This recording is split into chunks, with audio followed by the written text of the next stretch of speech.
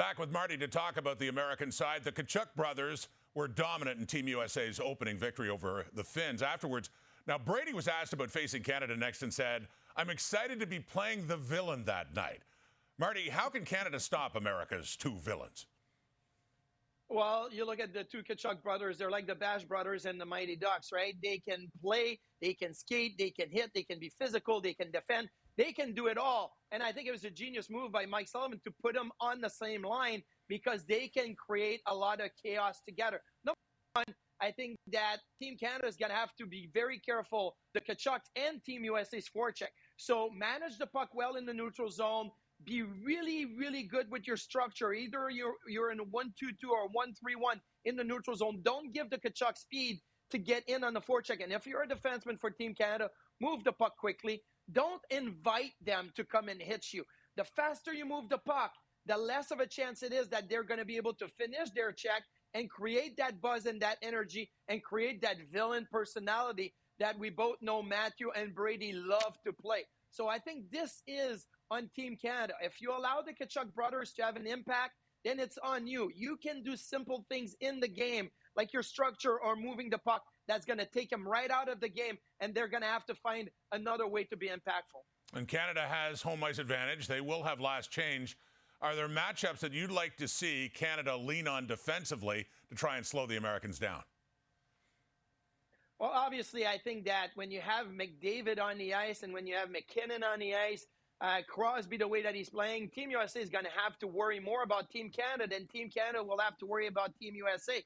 But here's the thing. Austin Matthews against Connor McDavid. How is that going to look? Or do you want to go more about Anthony Cirelli or Mark Stone against Austin Matthews? I thought Matthews was really good in Game 1 against the Finns, though he did not find the back of the net. He had the crossbar. He had some good opportunity. One, Soros made a lucky save with the glove on him. So I think this is a matchup. If you're Team Canada, I know you got to worry about Jack Eichel and the Tkachuk brothers, but I think Austin Matthews is probably the one that I keep my eyes on, and I say, okay, I'm going to go hard matchup against Matthews, and the rest of my roster, which are all fantastic top-line players in their regular NHL teams, are going to have to be able to handle the rest of Team USA's roster. So I think Austin Matthews and whoever plays against him, if you're going Stone or you're going Cirelli, or if you decide you want McKinnon or McDavid against, that is going to be a fun matchup to look into Saturday night.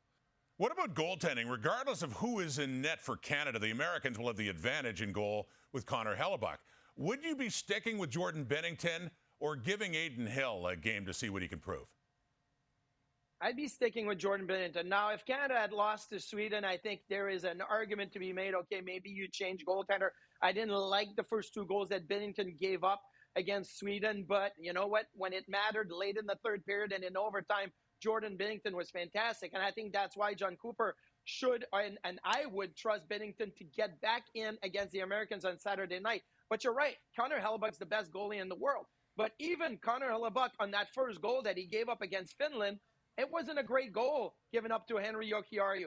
And Team Canada is much more offensively minded than Team Sweden is. So this is going to be a challenge for Hellebuyck to say, okay, I got my first game in, but now we got to ramp it up 10 steps against Team Canada. So I'm looking at it, and yes, the Americans have the advantage. I would not change Jordan Binnington if I was John Cooper going into Saturday night. But at any moment, Binnington can make that one save that's going to put Canada over the top or hold them for a win late in the game. Well, in his career, Hellebuyck is now 10-1 starting for Team USA, but he's never played a game against Team Canada. Martin Biron, thank you.